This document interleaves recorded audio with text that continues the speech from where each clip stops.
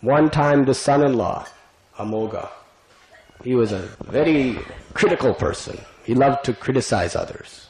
Sarvabhauma knew that this person is so envious that he'll spoil the whole prasad of Mahaprabhu if he starts criticizing him. So Sarvabhauma was standing with a stick to keep his son-in-law away while Chaitanya Mahaprabhu was eating prasad.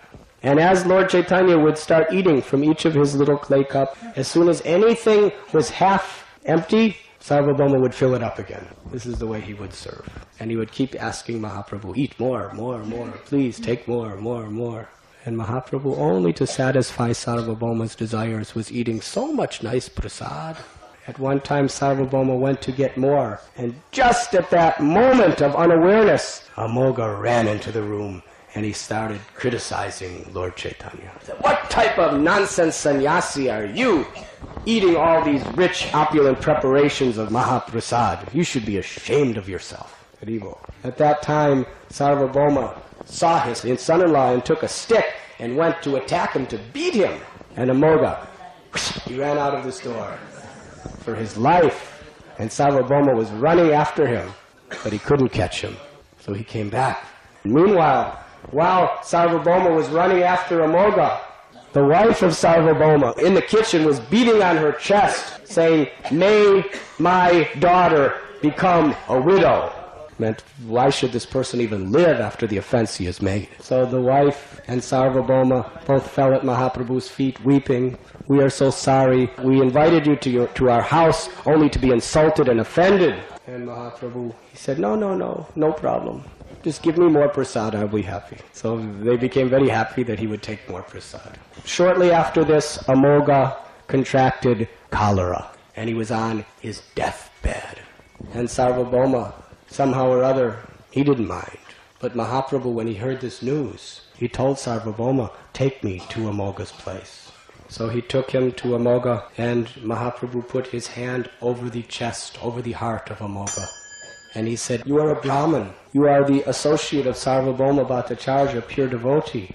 How is it? A Brahmin's heart is meant to be the abode of Krishna. How is it that this envy has contaminated your heart? Give up this envy, rise and chant the holy names. At that time, Amogha was completely cured of his cholera. His heart was completely purified, and he rose and began to dance, chanting the holy name.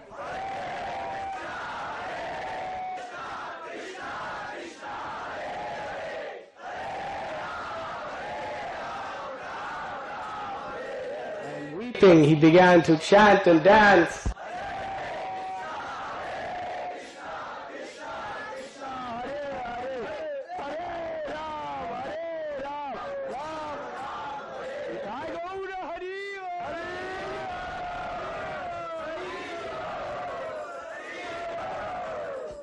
Amogha began with his own hands slapping his own face. Mahaprabhu was saying, why are you doing like this? He said, because this mouth of mine has offended you in so many ways. Although you are so merciful, you have given me love of God. And Mahaprabhu told, because you are a dear associate of Sarvabhauma Bhattacharya, anyone who is intimately close, even as a relative to my devotees, I will give them my special mercy. Shri Gauranga Mahaprabhu. Although he was such an offensive person, because he was naturally dear to Sarvabhauma Bhattacharya.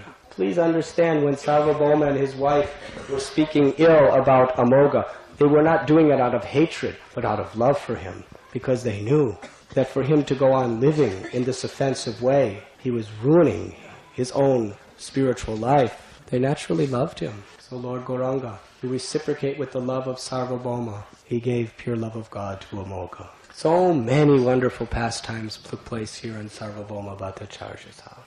After Lord Chaitanya left the world, out of separation, shortly after that, Nityananda Prabhu, Swarup Damodar, Gadadhar Pandit, Sarvabhauma Bhattacharya, Srivas Thakur, many of the devotees, out of separation, they could not live any longer. So they left to return to the spiritual world to join Lord Chaitanya again. And some generations after, there was a lady named Sachi Devi. She was a princess, daughter of a king, but she had no interest in worldly affairs. It's a beautiful story, but she left everything and went to Vrindavan. And she approached some of the descendants of Rupa and Sanatan. And she fell at their feet and she became a great, great renunciate. She would sleep under different trees, beg for food, and was constantly hearing the glories of the Lord and chanting the holy name.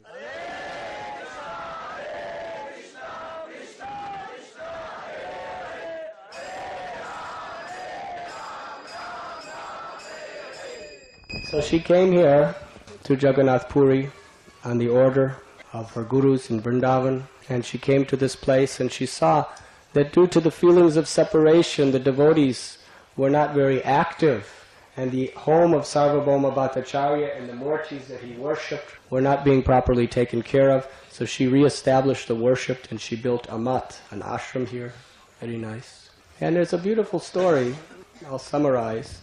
But Lord Jagannath was very anxious to see her. So one night, it was a time when she was not able to go to see Jagannath. He created a flood of water from the river Ganges, coming from his lotus feet. And it came to here and picked up Sachi Devi and brought her, the current brought her right into Jagannath's altar. And when the pujaris woke up, they saw that she was inside. So they thought she had broken in or something. So they arrested her. And she was very humble.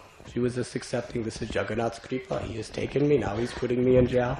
But then Jagannath appeared in the minds of both the head pujari and the king and explained that I have created this flood of Ganges water and brought her to me myself. You could understand what a great devotee she is. You should all surrender to her and become her disciples. So the king surrendered and the head pujari also surrendered. And from that time she became known as Ganga Mata Goswamini. And this was her mat.